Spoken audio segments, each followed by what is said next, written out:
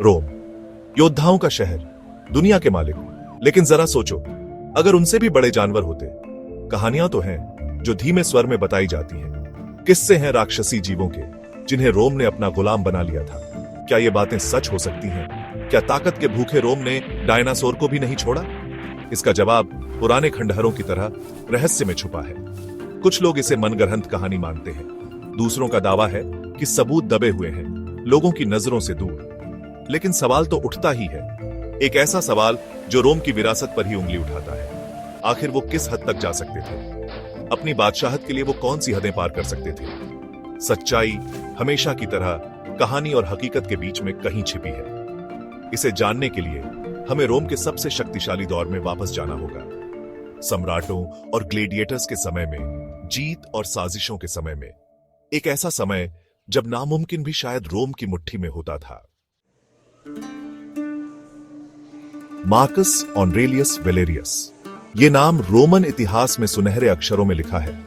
एक कॉन्सल जो अपनी बुद्धिमत्ता और महत्वाकांक्षा के लिए जाने जाते थे, और एक ऐसा इंसान जो हमेशा कुछ नया जानने के लिए बेताब रहता था। वेलेरियस ही वो पहले इंसान थे जिन्होंने इन दिग्गज जीवों को पकड़ने का सपना देखा था।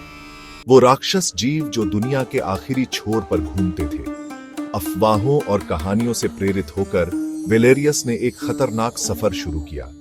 वो रोमन सभ्यता से कोसों दूर साम्राज्य की सीमाओं से परे चले गए। वहां खतरनाक जंगलों और ऊंचे पहाड़ों के बीच उन्होंने उन्हें ढूंढ निकाला।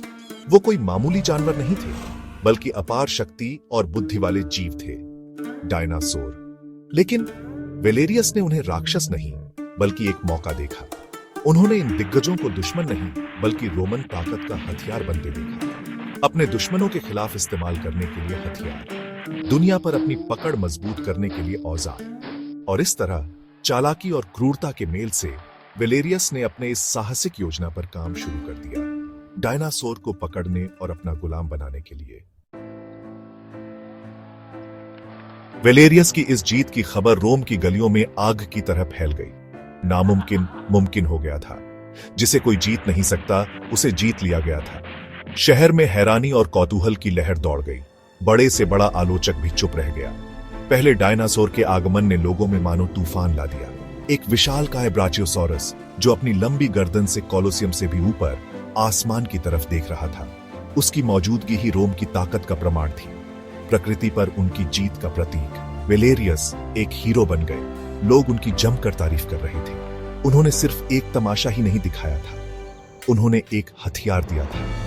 एक ऐसा हथियार जो आने वाली कई पीढ़ियों तक रोम के प्रभुत्व को सुरक्षित रखेगा।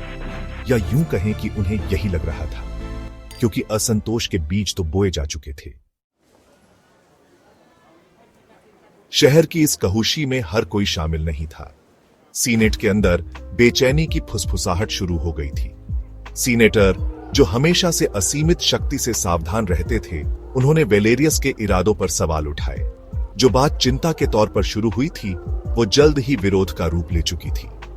इस विरोध का नेतृत्व कैसियस लॉन्गिनस कर रहे थे, जो एक सम्मानित सीनेटर थे और वेलेरियस के कट्टर आलोचक थे।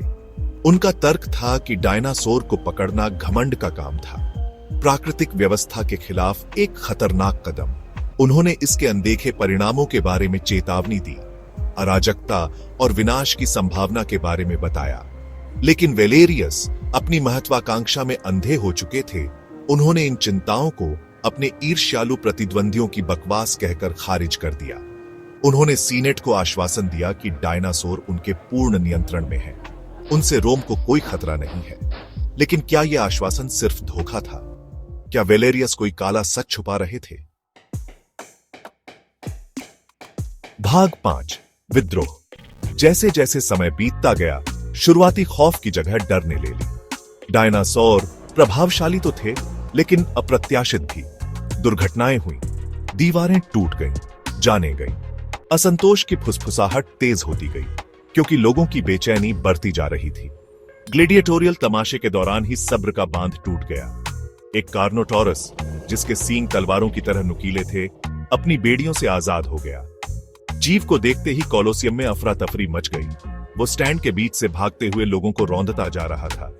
उसके पीछे तबाही का मंजर छूट रहा था। यही मौका था जिसका कैसियस को इंतजार था। उन्होंने लोगों को इकट्ठा किया, उनके डर और गुस्से को खुले विद्रोह में बदल दिया। उन्होंने वेलेरियस को अत्याचारी बताया, उन पर अपनी स्वार्थी महत्वाकांक्षाओं के लिए रोम को खतरे में डालने का आरोप लगाया। शहर जो कभी एकता के साथ खड़ा था, अब युद्ध का मैदान बन गया था। भाग 6, दिग्गजों का पतन। विद्रोह जंगल की आग की तरह रोम की सड़कों पर फैल गया। लोग जो भी हथियार उन्हें मिल सका वो लेकर वेलेरियस के वफादारों से भिड़ गए। शहर एक अराजक युद्ध के मैदान में बदल गया था। चारों ओर डर और खून की दुर्गंध फैली हुई थी। वेलेरियस को एहसास हुआ कि उन्होंने हद पार कर दी है। उन्होंने अपना आखिरी दांव चला। उन्होंने डायनासोर को शहर पर छोड़ दिया ताकि क्रूरता से विद्रोह को कुचला जा सके। लेकिन जीवों ने अराजकता को भांपते हुए अपने ही मालिकों पर हमला कर दिया और तबाही मचा दी। यह लड़ाई कई दिनों तक चली, जिससे रोम खंडहर में तब्दील हो गया।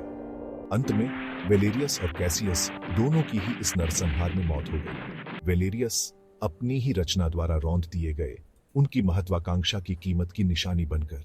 कैसियस एक गिरी हुई मूर्ति के मलबे के नीचे दब गए, अपने उद्देश्य के लिए शहीद हो गए। भाग 7, खंडहरों में फुसफुसाहट। दोनों नेताओं के चले जाने के बाद विद्रोह अंततः शांत हो गया। डायनासोर नेता विहीन और दिशाहीन बिखर गए, जंगलों में वापस चले गए जहां से वे आए थे। रोम शहर जो कभी शक्ति और वैभव का प्रतीक था, खंडहर में तब्दील हो गया था। इसके बाद रोमन लोगों के पास अपने लिए कुछ करने के अलावा कोई चारा नहीं था, अपने जीवन और अपने शहर का पुनर्निर्माण करने के लिए। विद्रोह की यादें, डायनासोर की और उनके द्वारा किए गए विनाश की यादें उनकी सामूहिक स्मृति में बस गई। डायनासोर के साथ रोम के खिलवाड़ की कहानी एक सीख देने वाली कहानी बन गई। अनियंत्रित महत्वाकांक्षा के खतरों की याद दिलाती है और इस बात का घमंड कि इंसान उन ताकतों को नियंत्रित कर सकता है जो उनकी समझ से परे हैं। लेकिन क्या वाकई सबक सीखा गया? भाग 8, समय में गूंज। रोमन इतिहास के उस उथल पुथल भरे दौर की घटनाएं शक्ति के चक्रीय स्वरूप की याद दिलाती हैं, नियंत्रण के मोहक आकर्षण और इसकी खोज के विनाशकारी परिणामों की। रोम के डायनासोर की कहानी केवल एक प्राचीन कहानी नहीं है, यह हमारे अपने मानवीय स्वभाव का प्रतिबिंब है। पूरे इतिहास में अनगिनत नेता सत्ता की अपनी इच्छा से भस्म होते रहे हैं, न केवल अपने साथी मनुष्यों को बल्कि प्रकृति की ताकतों को भी नियंत्रित करने के लिए प्रेरित। मिस्र के फिरौन से लेकर चीन के सम्राटों तक, यूरोप के राजाओं से लेकर आधुनिक युग के तानाशाहों तक, हर कोई दुनिया को अपनी मर्जी से मोड़ना चाहता था, इतिहास पर अपनी छाप छोड़ना चाहता था, और हर किसी ने अपने अपने तरीके से एक ही कठोर सच्चाई की खोज की। वह यह कि सच्ची शक्ति अक्सर क्षणभंगुर होती है और इसकी खोज एक भयानक कीमत पर हो सकती है। भाग 9, क्या यह सिलसिला कभी नहीं टूटेगा? जब हम अतीत के खंडहरों को देखते हैं तो हम इस चक्र में अपनी जगह के बारे में सोचने के लिए मजबूर हो जाते हैं। क्या हम उन लोगों की गलतियों को दोहराने के लिए अभिशप्त हैं जो हमसे पहले आए थे, या हम उनकी विफलताओं से सीख सकते हैं और एक अलग रास्ता बना सकते हैं? इसका उत्तर रोम के डायनासोर के भाग्य की तरह मायावी बना हुआ है। लेकिन एक बात तो तय है, सत्ता के लिए मानवीय इच्छा कम होने का नाम नहीं ले रही है, और जैसे जैसे तकनीक आगे बढ़ रही है वैसे वैसे अपने आसपास की दुनिया को नियंत्रित करने और उसमें हेरफेर करने की हमारी क्षमता भी बढ़ रही है। क्या हम इन साधनों का बुद्धिमानी से उपयोग करेंगे मानवता की भलाई के लिए, या हम अपने से पहले के रोमनों की तरह अपनी निम्न प्रवृत्ति के आगे घुटने टेक देंगे और उन ताकतों को हावी होने देंगे जिन्हें हम नियंत्रित नहीं कर सकते? इसका जवाब, प्रिय पाठक, अतीत में नहीं बल्कि आज हम जो चुनाव करते हैं उसमें निहित है।